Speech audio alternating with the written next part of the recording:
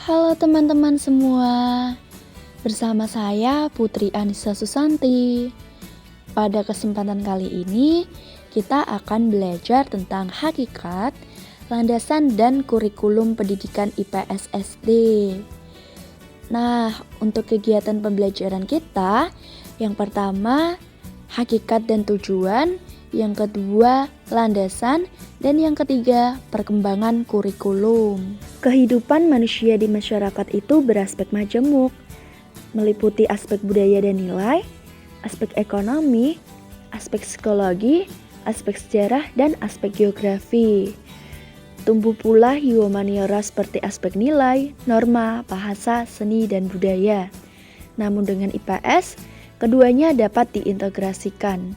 Jadi ilmu pengetahuan sosial atau IPS itu merupakan mata pelajaran yang mempelajari kehidupan sosial yang kajiannya mengintegrasikan bidang ilmu-ilmu sosial dan humaniora. Lalu, ilmu pengetahuan sosial perlu dipelajari dan diajarkan kepada peserta didik untuk menghadapi kehidupan masyarakat dengan segala persoalannya yang semakin berkembang. Sehingga diperlukan pendidikan formal, khususnya pendidikan IPS di sekolah dasar. Fungsi IPS sebagai pendidikan yaitu membekali peserta didik dengan pengetahuan sosial yang berguna dan dapat diterapkan dalam kehidupan sehari-hari. IPS juga berfungsi mengembangkan keterampilan, terutama keterampilan sosial dan keterampilan intelektual, serta mengembangkan kepedulian sosial.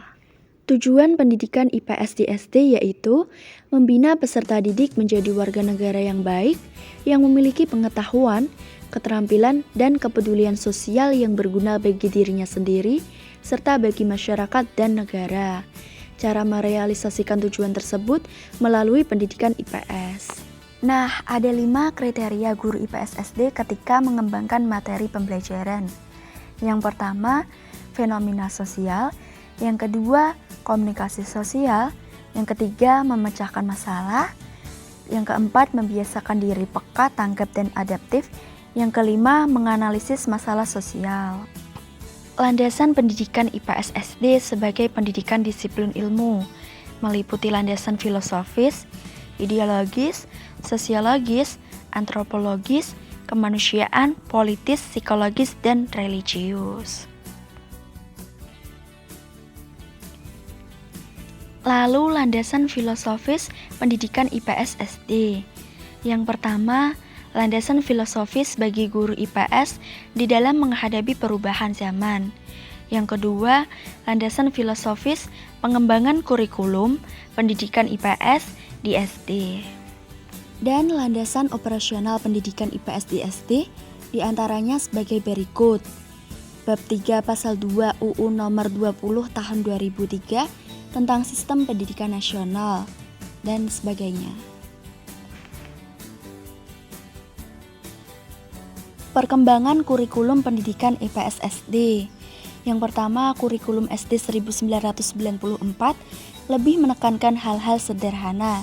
Yang kedua, kurikulum SD tahun 2006 lebih modern, yaitu lebih menekankan kelompok mata pelajaran. Kemudian prinsip pengembangan kurikulum, yaitu didasarkan pada potensi, kelima pilar belajar, adanya pelayanan, perbaikan, dan pengayaan, hubungan peserta didik dan pendidik yang baik, pendekatan multistrategi dan multimedia, pendayagunaan kondisi alam, serta mencangkup kompetensi mata pelajaran. Struktur kurikulum SD, antara lain kurikulum SD memuat 8 mata pelajaran, substansi mata pelajaran IPA terpadu dan IPS terpadu. Lalu pembelajaran kelas rendah melalui pendekatan tematik dan pembelajaran kelas tinggi melalui pendekatan mata pelajaran. Terima kasih, semoga ilmunya dapat bermanfaat ya. Bye-bye.